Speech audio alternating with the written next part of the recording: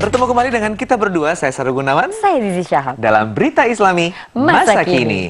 Ya, ini tema yang kayaknya pasti harus diketahui oleh para pedagang ya.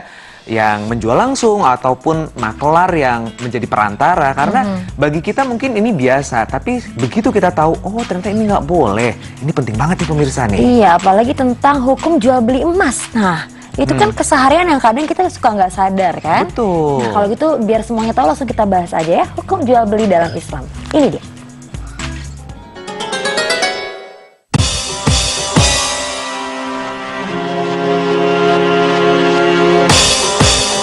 Hukum jual beli dalam pandangan Islam.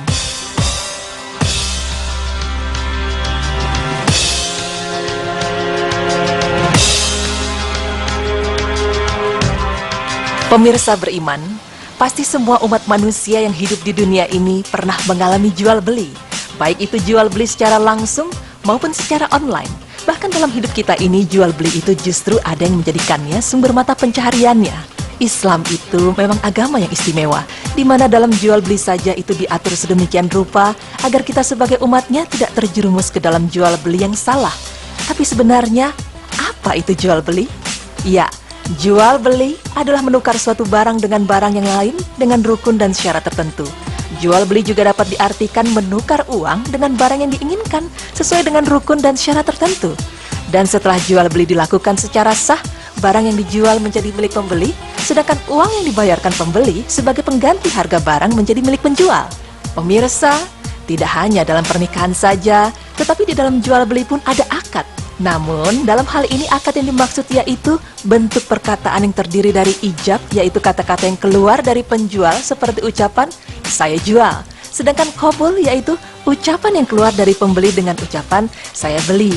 Dan bentuk perbuatan yang seperti itu disebut muwatoh atau saling memberi, di mana adanya perbuatan mengambil dan memberi seperti penjual yang memberikan barang dagangan kepadanya, lalu pembeli memberikan harga yang wajar atau telah ditentukan. Meskipun jual beli itu terkesan hal yang wajar, tapi jika kita telisik lebih dalam, ternyata ada beberapa bentuk jual beli yang terlarang.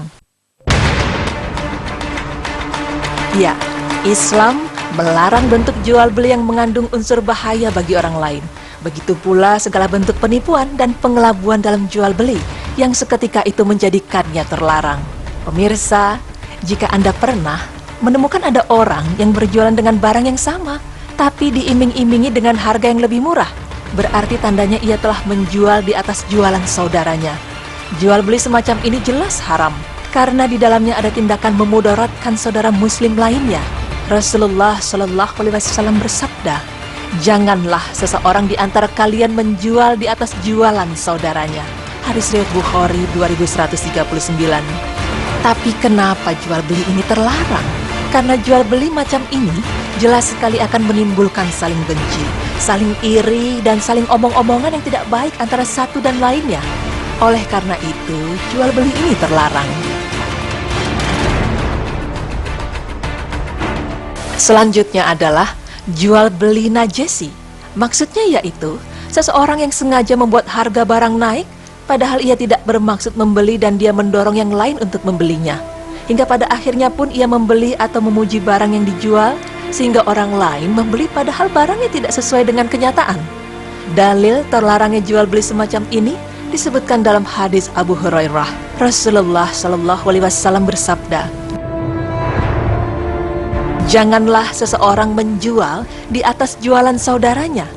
Janganlah melakukan najisi dan janganlah orang kota menjadi calo untuk menjualkan barang orang desa. Hadis riwayat Bukhari 2160 dan Muslim 1515. Nah pemirsa, selain kedua itu tadi, ada pula jual beli terlarang lainnya. Contohnya seperti ada orang yang berjualan dan hendak menaruh barang dagangannya di tempat tertentu, lalu di tengah perjalanan ada orang yang sengaja membeli barangnya tersebut. Dalam Islam, jual beli semacam ini dapat dikatakan haram, karena selain dapat merugikan orang yang ingin membeli di tempat tersebut, dikhawatirkan pula terjadinya pengelabuan harga oleh pedagang kepada pembeli. Rasulullah Shallallahu Alaihi Wasallam bersabda, dulu kami pernah menyambut para pedagang dari luar, lalu kami membeli makanan milik mereka. Nabi Shallallahu Alaihi Wasallam lantas melarang kami untuk melakukan jual beli semacam itu dan membiarkan mereka sampai di pasar makanan dan berjualan di sana. Hadis riwayat Bukhari 2166.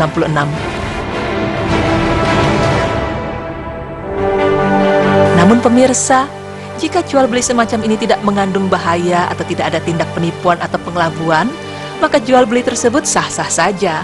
Karena hukum itu berkisar antara ada atau tidak adanya illah atau sebab larangan.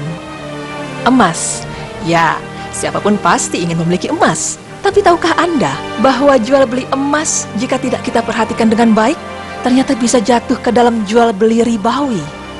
Jika emas dijual dengan emas, perak dijual dengan perak, gandum dijual dengan gandum, kurma dijual dengan kurma, dan garam dijual dengan garam, maka jumlah takaran atau timbangan harus sama dan dibayar kontan atau tunai. Jika jenis barang tadi berbeda, maka silakan engkau membarterkannya sesukamu, namun harus dilakukan secara kontan atau tunai. Hadis riwayat Muslim 1587. Maksud dari hadis tersebut adalah, jika Anda berniat melakukan tukar tambah emas, maka jangan dilakukan dengan emas ditukar dengan emas, karena itu bisa saja menjadi riba. Tapi sebaiknya jual dulu emas tersebut, barulah kemudian Anda membeli emas yang baru. Menjadi calo untuk orang desa atau pedalaman.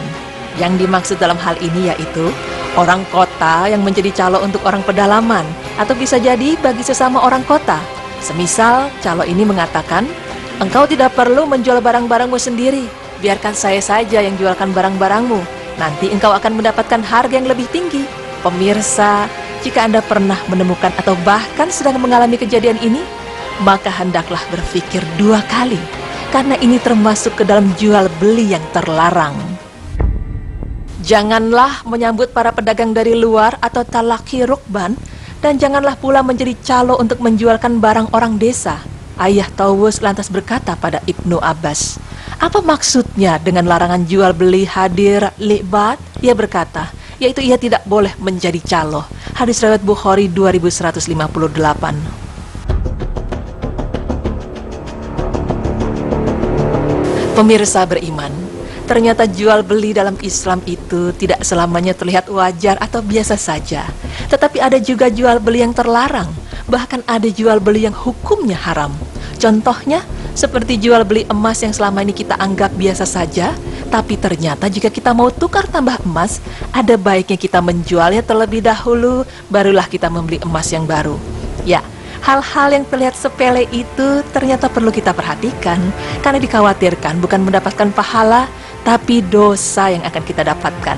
Dan informasi yang disajikan ini semoga bisa membawa kita ke jalan yang benar dan sadar akan pentingnya jual beli yang sesuai dengan syariat Islam.